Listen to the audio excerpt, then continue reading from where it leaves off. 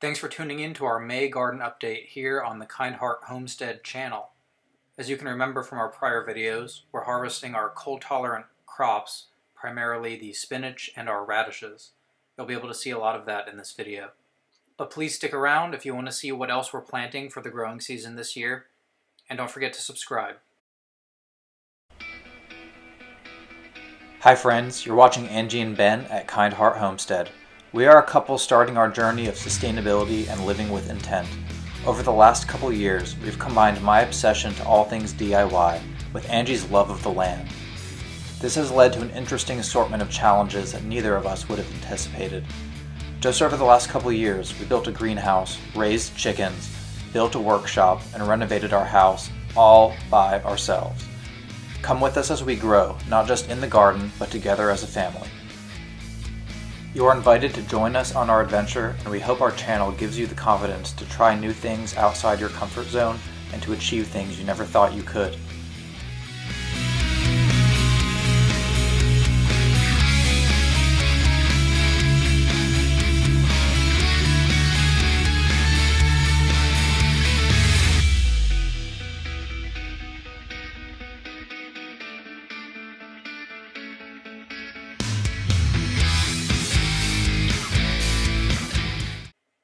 We're constantly on the lookout for solutions and tips for our ground vining crops, such as cucumbers and pumpkins and things like that.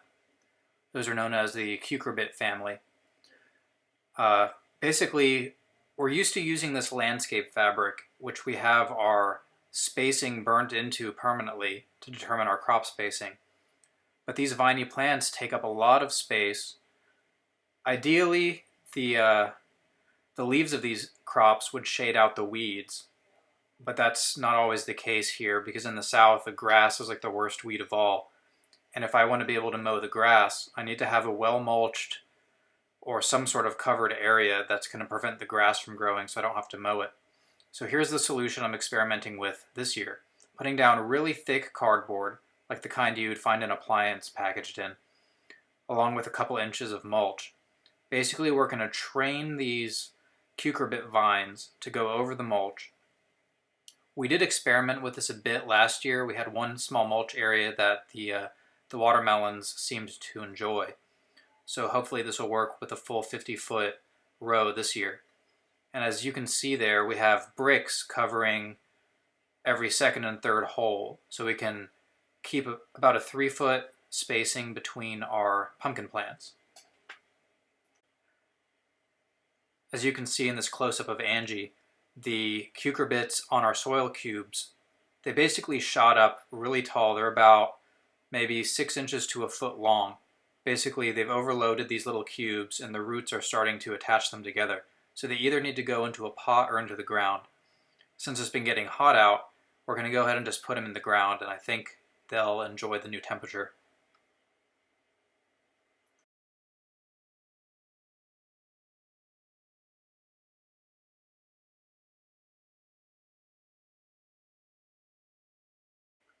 All of our planting rows have about 2 to 3 inches of fresh compost ready to plant our soil cubes in. Under this is untilled, basically clay with a bunch of grass rhizome type roots throughout. So our goal was to try to shade out the weeds and make sure they die over the next year or so, while also being able to plant crops in the same area.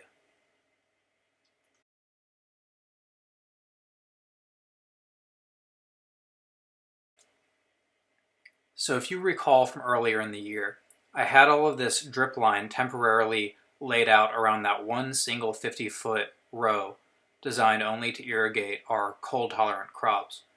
Well, now that we have these cucurbits planted over on the south side of the garden, pretty far away, probably about 15 feet away from the existing drip line, it's time to get the wobbler sprinkler system set up. You can Google wobbler systems if you want. We got ours from Drip Depot a couple years ago. Here is some footage of them running. As you can see, they just kind of wobble and spin around. You can put different inserts in them to change the span of water coverage. Ours are calibrated for 50-foot rows, And if we expanded our garden another 25, 30 feet, we'd have to do another row of wobblers.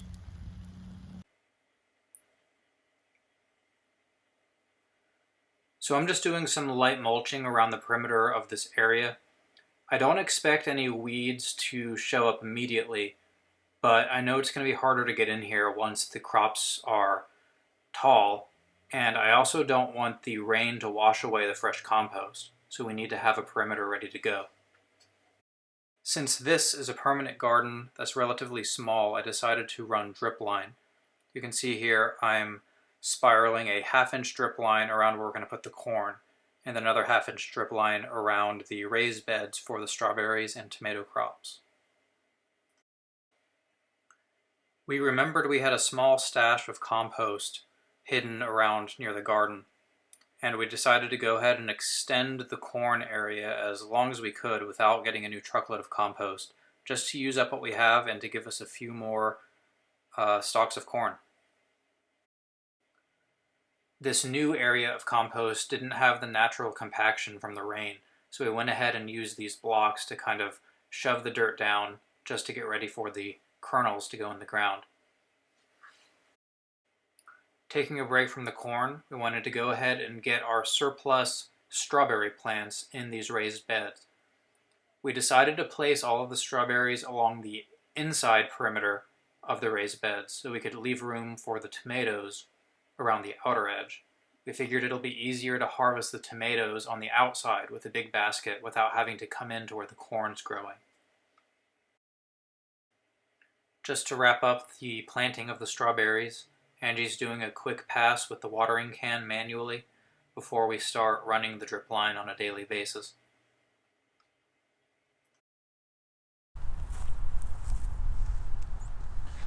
We have our strawberry beds set up around this blank canvas of a garden right in the middle. We're going to try to plant some popping corn varieties here, and we need to take some measurements to try to figure out our spacing. Then I'm probably going to record a time lapse of us planting the kernels. We ran a string line parallel to the left side raised bed. Then we used a tape measure to help us with 8-inch spacing between each corn kernel. And this is just the popping corn kernels that we buy at the store to pop on the stove. There's nothing special about them, and we don't get them from a seed catalog. I got a full roll of this for free from a neighbor. It's some sort of terrace board that's used as a border for landscaping areas. I'm going to unroll it and see if I can create like a retaining wall of mulch to keep the corn compost in place. This worked exactly as I intended it to. It basically just acts as a barricade to prevent erosion. There's plenty of extra slack that I can cut off if I'd like to use some more of this for another project, but now that it's staked down, I anticipate it'll help prevent me from having to mulch that entire area, which would probably take at least a truckload. So right now the garden's pretty self-contained and there's plenty of room for expansion. So this is the same garden that we grew our tomatoes in last year, except last year we did two 50-foot rows. We had plenty of fruit last year, but because they were on the ground and this is kind of a low spot in the yard, we think there was too much water. So we're planting fewer tomatoes this time, but we're doing raised beds, which should encourage the drainage. And since everything's south-facing and it's going to get maximum sun, we should have plenty of fruit. And this time around, we're planting everything in fresh compost instead of the clay-type soil that we have in the ground here.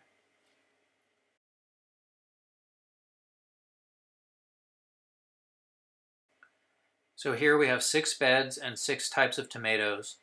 Here's a quick list. We have Red Cherry, Roma, San Marzano, Brandywine, Super Sioux, Sweetie, Sun Gold, and then we have one lone tomatillo plant. Watching these time lapses, you might notice I swapped out our 1/2-inch drip line to a 1/4 inch. In reality, the beds aren't really long enough to really warrant the 1/2 inch. Also, the 1/2 inch was kind of cumbersome to bend around the planters, so this is more flexible and allows us to kind of go around each plant and around the edges of the beds.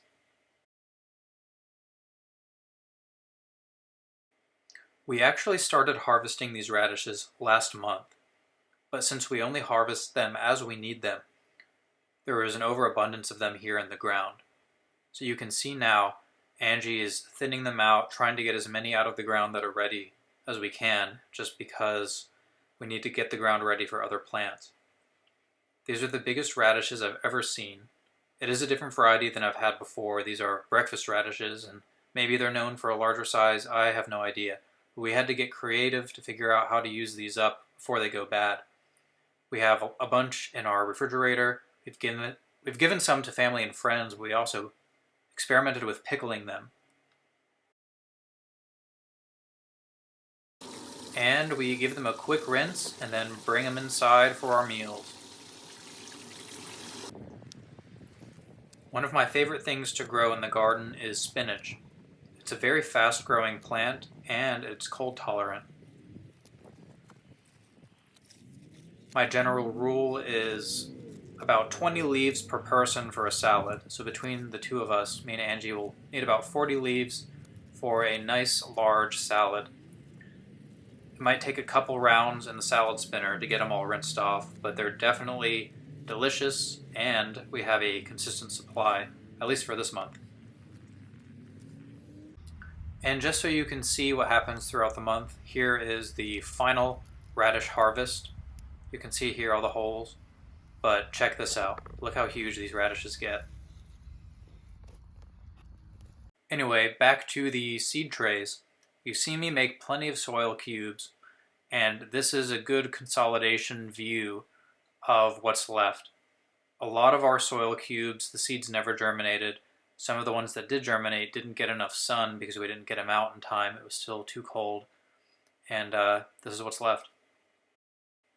And since it is warm enough and sunny enough now, it's time to get some of the nightshade plants into the ground.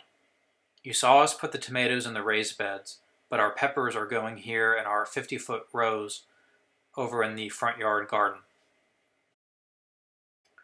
As with the tomatoes, we've had issues in our other garden with the lack of drainage and the clay in the soil, which really prevents the water from escaping and it makes the roots get really saturated. So here with my approach where I bordered each of the rows with deep mulch and planted well-draining compost right where the plants need to be, it should encourage very healthy plants. At least that's my hope.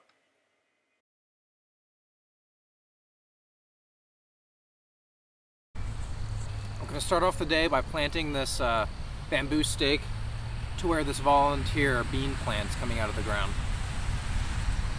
This is a volunteer pole bean that survived the winter from our Three Sisters garden last year. First I have to untwine the bean plant from the onion green that it started growing up and then wrap it around the bamboo in its place.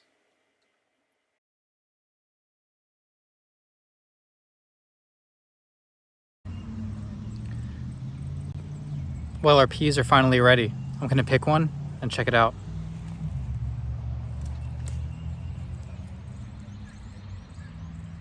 Looks good to me.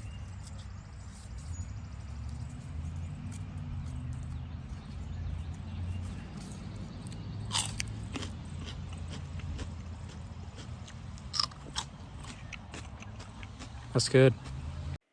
And in case you're wondering what we do with the plants that outgrow the soil blocks, well, if we can't put them in the ground, we need to put them in pots. But to save some money on pots, you saw me recycle these in my last video. I cut the bottom off of almond milk containers, basically using them as flower pots. That way, if we need to give them away or trade other gardeners for plants, we haven't invested any money in this. The next person can throw it away. We'll just use these until they fall apart.